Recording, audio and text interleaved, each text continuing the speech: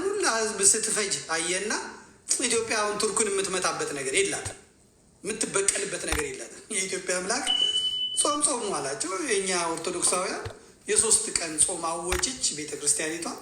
አቡነ አብርሃም እና አቡነ ጴጥሮስ ነበሩ። ልክ ምህላው የተጀመረ ቀን 50,000 ቱርካውያን ቤታቸው ተናደባቸው። ከባድ ነው። የኢትዮጵያ አቶሚክ ቦምቡ፣ ኒውትሮን ቦምቡ እንዲሁ ዝም ብላችሁ እንደ ቀላል የምታዩታል ፈንዳ እንደፈለግኩን። የኢትዮጵያ አምላክ ግን የተለየ ነው። የኢትዮጵያ አምላክ እኮ ኢትዮጵያ ላይ ሲያሾፍ የነበረው ጌታቸው ረዳን መሳቂያ መሳለቂያ ነው ያደረገው። የአብይ መጫወቻ ነው። ከዚህ በላይ ውርደት አለ? የ7ኛ ክፍል ተማሪ ነው እንደዚህ ነው ሲሉ የነበረው ሰው የ7ኛ ክፍል ረግጦት ፍርፋሪ እየሰጠው ዳቦ እየሰጠው ከርሱን እየሞላለት ሴት እያቀረበለት መጠጥ እያቀረበለት ብሎ የአብይ አገልጋይ ነው። በጣም የኢትዮጵያ አምላክ እንደዚህ ነው ብዬ ምገልጠው አይደለም። በእውነት ብዙዎች አይገባቸው። አሁን ይህንን የውሃብያ እስላሞች የኦሮሚያ የውሃብያ እስላሞች እነሱ ፊት ብታወሩ እነሱ አይምሮ ውስጥ ያለው ሳውዲ አረቢያ ነው፣ እነሱ እንትን ውስጥ ያለው ዱባይ ናት፣ ቱርክ ነው ምናምን። የኢትዮጵያ አምላክን አያውቁትም እና ችግር ነው። የኢትዮጵያ አምላክ ትንሽ ጥንቃቄ ይፈልጋልና ጋሽ ጽምዶ የራሱ ጉዳይ ግን ቢሆንም ድጋሚ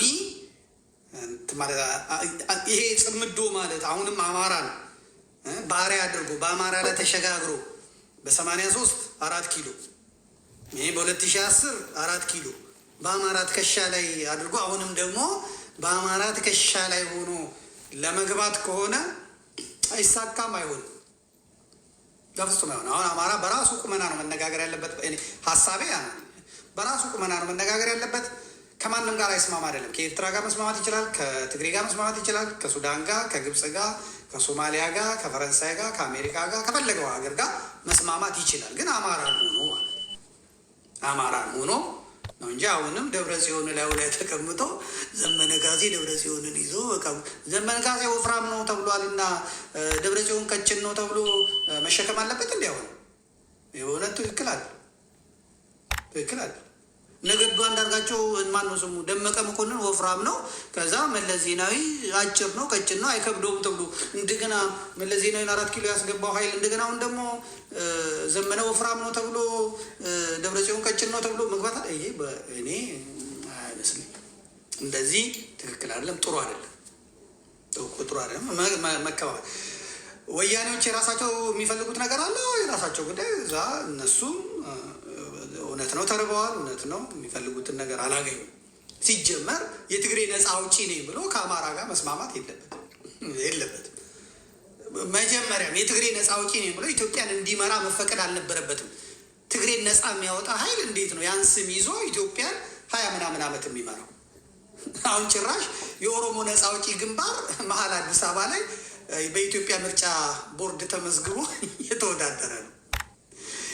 ያለ ጭንቁን ፈምቶ ኦሮሞ ነፍጠኛ ኢትዮጵያ ራጀላሲን ባፍና ኦሮሞ ነፃ እናወጣለን ገነጥናለን ግን ጥልጥላ አባትን ያወጣና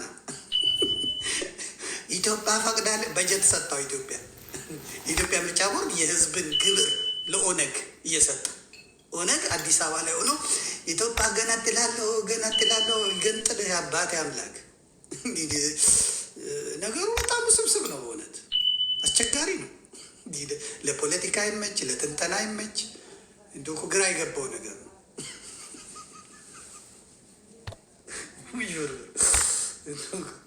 አይኤስኤስ እኮ አሜሪካ ፓርቲ አቋቁሞ ዋሽንግተን ላይ ማለት እኮ ነው። ይሄ ሌላ ነገር የለውም።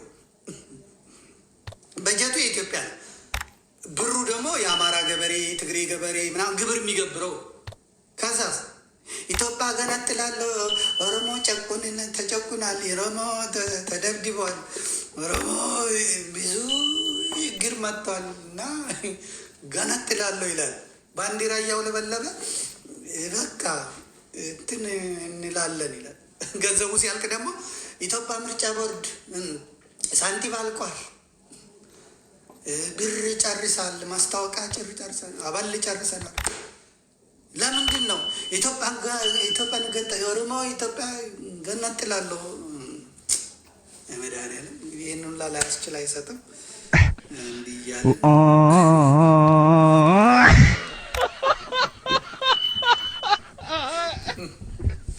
እና ቲፒኤልኤፍን ከሞተችበት ቀብሮ አምጥቶ እንደገና እንትን ማለት አይቻልም። ግን መስማማት ይቻላል፣ መነጋገር ይቻላል። ህዝብ ለህዝብ ትግሬና አማራ ምናምን መስማማት ይቻላል። ኦሮሞና አማራ መስማማት ይቻላል።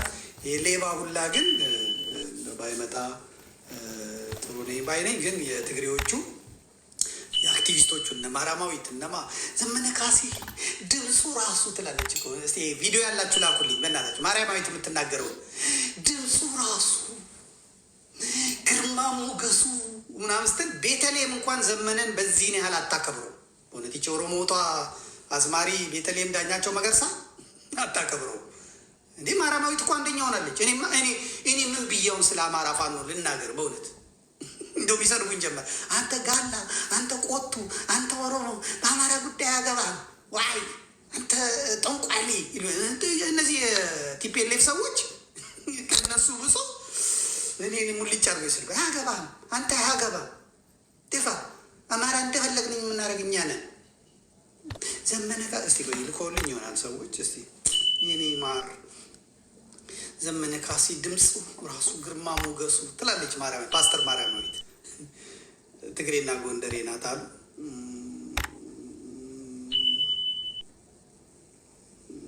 ይገርም ነው። እስቲ ያላችሁ ሰዎች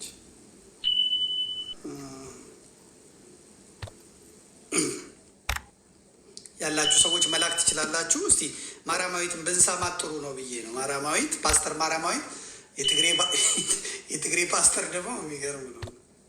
የትግሬ አሁን ቆይ የደቡቦቹ ኤክስፐርት ሆነዋል አሁን በፓስተርነት። ሃሌሉያ ይላል። ኦሮሞዎቹም ከነሱ እየለመዱ ሃሌሉያ ይላሉ። አማራዎቹም መቼም ብልጦች ናቸው። የአማራዎቹም በጌታ በኢየሱስ ይላሉ። አሁን ትግሬ እንዴት ነው ፓስተር ሲሆን በእውነት ይገርማል እኮ። አሳይ ተቀላዋጥ ጎይታ ኢየሱስ። አሁን ትግሬ በእውነት አሁን በባህሉም ሲያሸበሽብ በኦርቶዶክስም ሲያሸበሽብ እንደዚህ ብሎ ነው በቃ እንደዚህ ብሎ ያሸበሽባል። በዘፈኑ ደግሞ ክብ ሰርተው እንደ ለስላሳ ጠርሙስ እንደ ፋብሪካ እንደዚህ ይላል። በቃ ሪትሙ የታወቀ ነው ምናምን። አሁን ትግሬ ሲሆን እንደዚህ ምናምን ሲል ጉራጌና ትግሬ እኔ ፓስተር ሆኖ አላውቅም። ብቻ ይሁን እንግዲህ እግዚአብሔር ካመጣው ምን ይደረጋል፣ መቀበል ነው በእውነት እንትን ማለት አይደለም። እኔ እስቲ ካለ የምትልኩ ካላችሁ ላኩልኝና አየዋለሁ በእውነት እና ስትልኩ እንትን እንለዋለን። ማርያማዊት በጣም ስለ ዘመነ ካሴ ስታወራ ስለገረመኝ ነው። እንትናም ራሱ ሲናገር ሰምቼዋለሁ። ወይ ልላክልህ እስቲ እሱን እንስማና።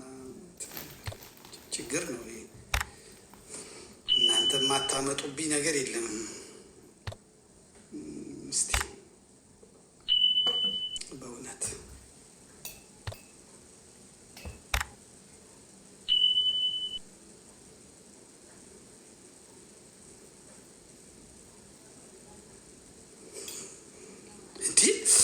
እኔማ ምን እናገራለሁ ብዬ እኮ በቃ ተውኩት። በእውነት የምናገረው ሁላ ጠፋኝ። እነሱ በጣም ኤክስፐርት ስለሆኑ እኔ የምናገረው ሁላ ነው የጠፋኝ። ይኸው እንዲህ ከእንትናን ጠይቁ። አዎ አንድ ነን እኛ እናንትና አንድ ነን ምን አባት አመጣለህ ምናምን ሲል በእውነት በጣም ነው እንትን ያልኩት። እስቲ ይሄ ነው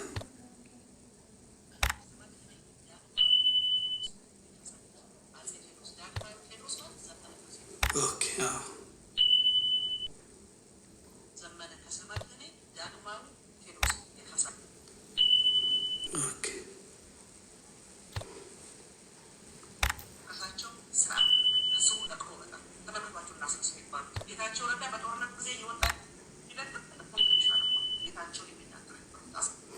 እስቲ ይህንን እስቲ ያቅርብላቸው። አንድ አግኝቻለሁ።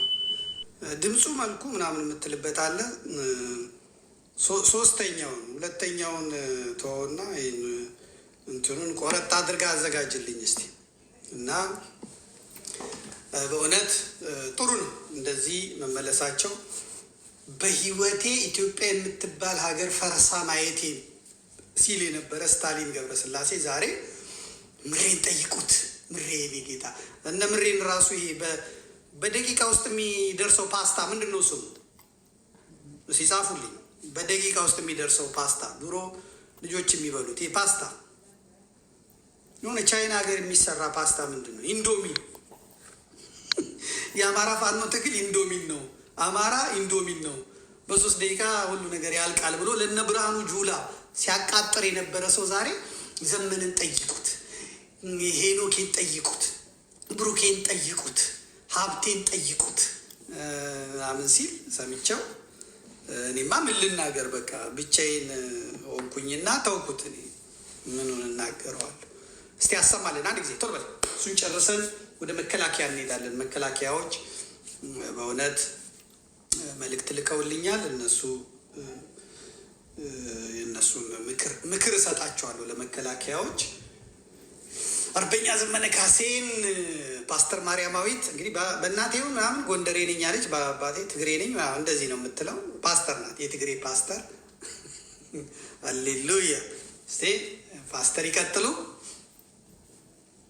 ማለት ለኔ ዳግማዊ ቴዎድሮስ የካሳ ልጅ አጼ ቴዎድሮስ፣ ዳግማዊ ቴዎድሮስ ማለት ዘመነ ካሴ ነው። እንደውም ያለ ወንድ ውለድና ካሳ በለው ዘመን እንዲካሰው ምናምን የሚል ተረት አለ። ድሮስ ነው ይነበረ ዘመን እንዲካስ ነው። እውነትም ዘመነ ካሴ በእውነት ነው የምላችሁ። የዘመነ ካሴ ስምም ዝም ብሎ አይደለም የመጣ ዘመንን የሚክስ መሪ